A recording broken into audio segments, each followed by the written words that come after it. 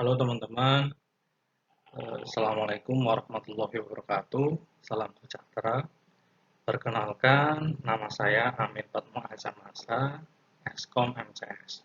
Di sini saya sebagai dosen CPNS yang insya Allah akan bareng-bareng dengan teman-teman semuanya belajar dan mengenal lebih jauh tentang metode forecasting.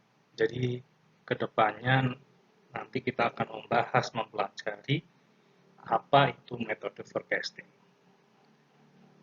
Jadi untuk yang pertama kita harus tahu dulu tentang definisi metode forecasting atau yang biasa kita kenal dengan peramalan penjualan. Jadi kalau misalkan kita lihat secara definisinya, itu metode forecasting adalah metode untuk melakukan perencanaan dan pengendalian produksi.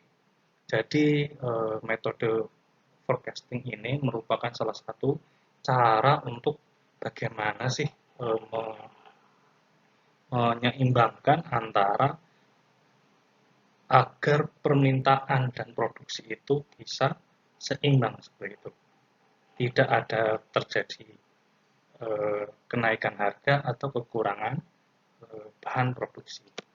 Kemudian untuk forecasting ini biasanya juga sebagai alat bantu untuk melakukan perencanaan tentunya khususnya pada bidang produksi untuk menghasilkan secara efektif dan efisien.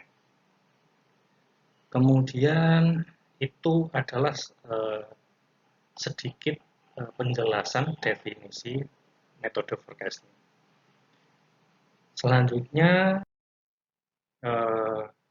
ini masih penjelasan tentang apa itu metode forecasting, teman-teman.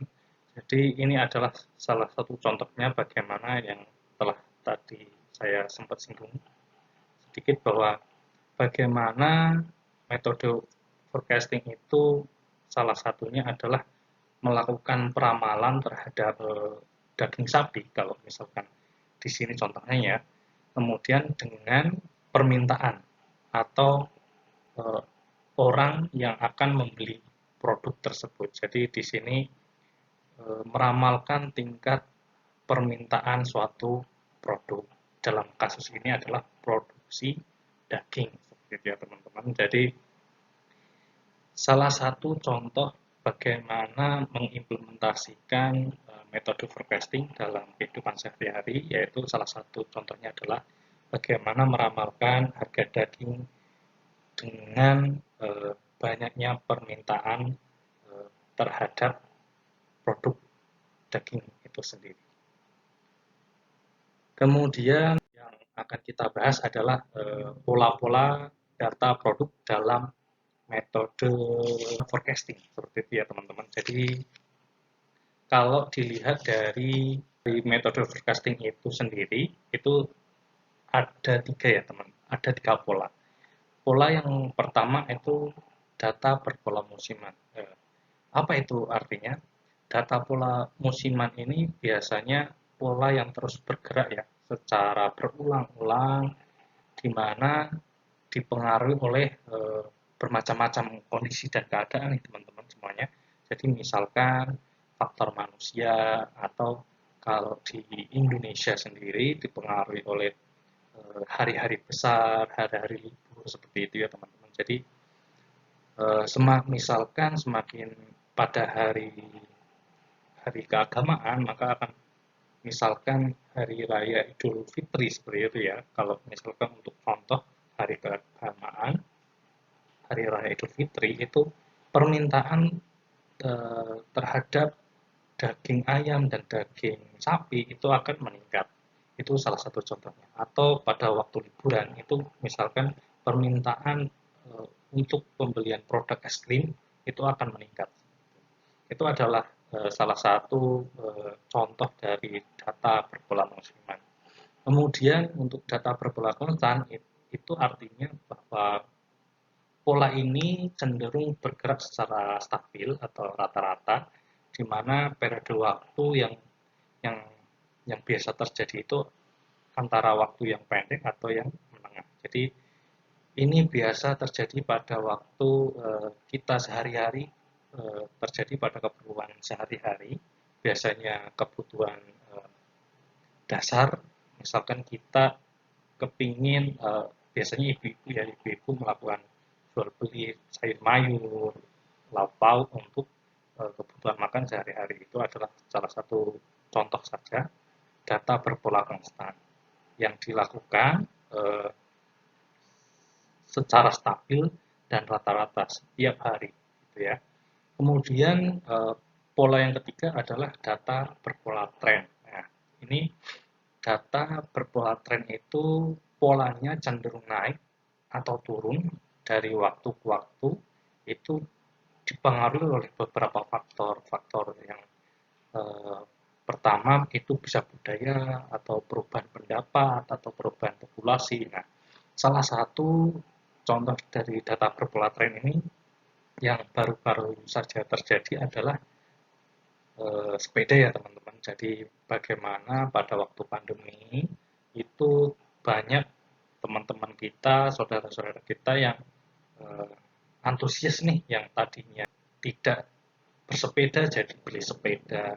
Nah, pada saat itu kan permintaan terhadap sepeda menjadi naik ya teman-teman. Jadi itu eh, bisa menjadi contoh bahwa termasuk ke dalam data berpola tren.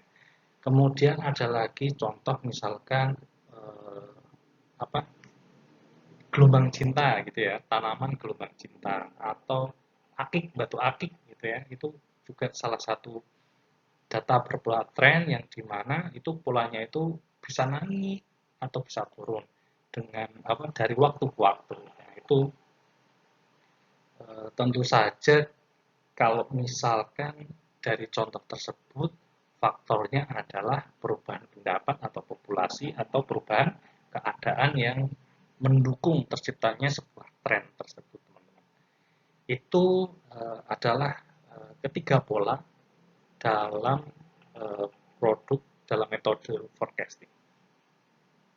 Ya, untuk metode forecasting itu sendiri itu terbagi menjadi dua, teman-teman. Jadi ada peramalan kualitatif dan peramalan kuantitatif. Nah, itu apa maksudnya? Jadi untuk peramalan kualitatif itu peramalan, artinya peramalan yang menggunakan pendapat gitu ya.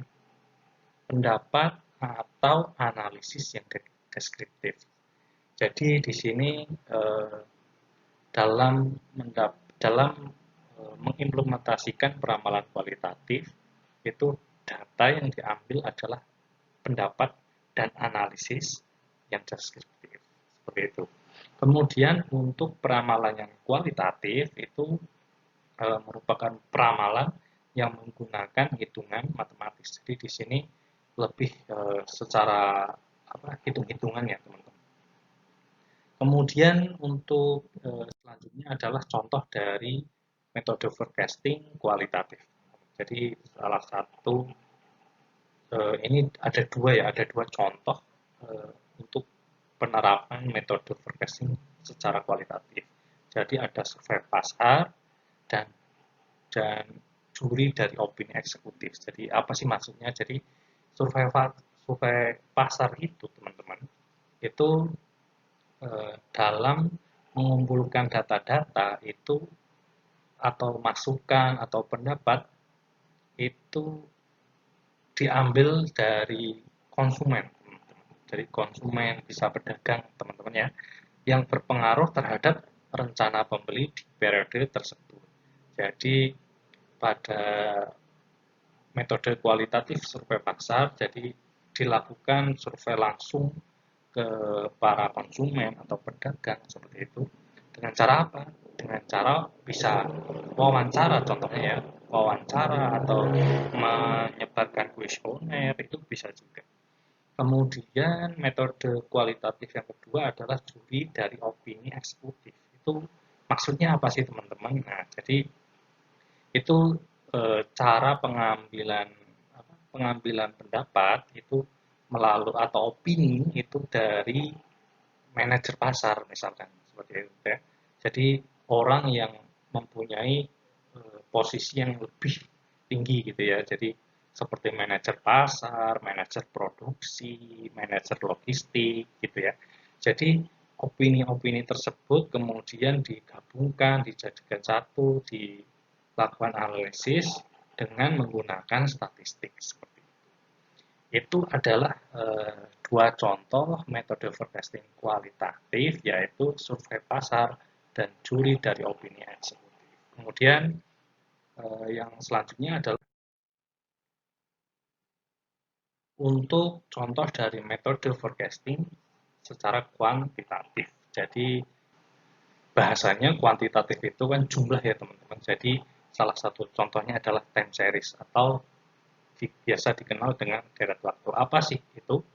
Yaitu peramalan yang berupa variabel yang dicari atau dependent dengan variabel independen atau variabel yang mempengaruhi dan dihubungkan dengan waktu.